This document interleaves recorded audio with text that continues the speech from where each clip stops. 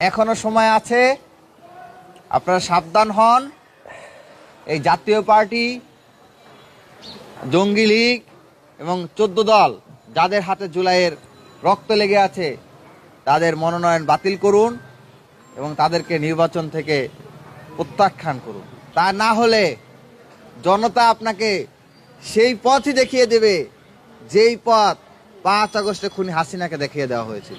একটি খুনের ঘটনা, একজন প্রার্থী যিনি ভারতীয় আধিপত্যবাদের বিরুদ্ধে লড়াই করতে যে শহীদ হয়েছেন, যার দীর্ঘ লড়াই ছিল বাংলাদেশকে আধিপত্য মুক্ত করা, যিনি ঢাকা 8 আসনের নমিনি ছিলেন, সেই আমাদের জুলাইয়ের সন্তান শহীদ শরীফ ওসমান বিন হাদিকে যখন শহীদ করা হয়, তিনি এটাকে বিচ্ছিন্ন ঘটনা বলে আখ্যায়িত করেছেন।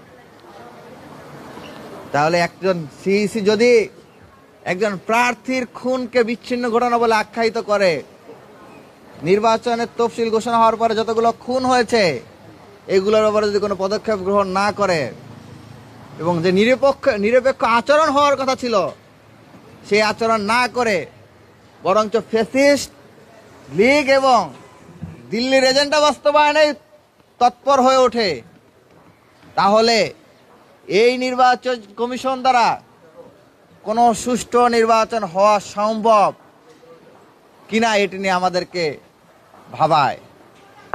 আমরা মনে করি নির্বাচন কমিশন যদি নিজেদেরকে তারা না শুধরিয়ে এই আচরণ একইভাবে অব্যাহত রাখতে থাকে, ফেসিবাদের পারপাসে সার্ভ করতে থাকে, একটি নির্দিষ্ট দলকে ক্ষমতায় বসিয়ে দেওয়ার পারপাসে সার্ভ করতে থাকে, তাহলে এই নির্বাচন কমিশনের কোনো প্রয়োজনীয়তা নাই।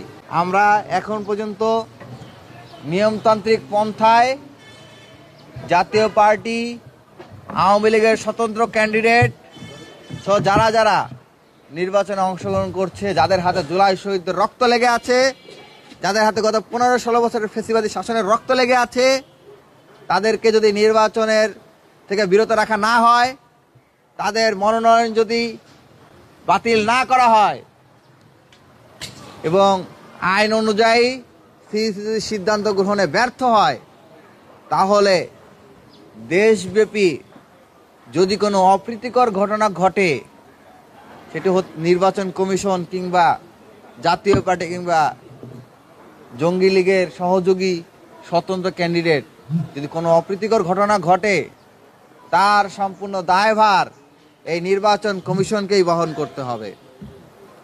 তা আমরা সাবধান করে বলছি যে এখনো সময় আছে, আপনারা সাবধান হন। এই জাতীয় পার্টি, জঙ্গি লীগ এবং 14 দল যাদের হাতে জুলাইয়ের রক্ত লেগে আছে তাদের মনোনয়ন বাতিল করুন এবং তাদেরকে নির্বাচন থেকে প্রত্যাখ্যান করুন। এখনো সময় আছে, জুলাই জনতার ম্যান্ডেটকে গ্রহণ করুন। তা না হলে জনতা আপনাকে সেই পথই দেখিয়ে দেবে যেই পথ 5 আগস্টে খুনি হাসিনাকে দেখিয়ে দেওয়া হয়েছিল।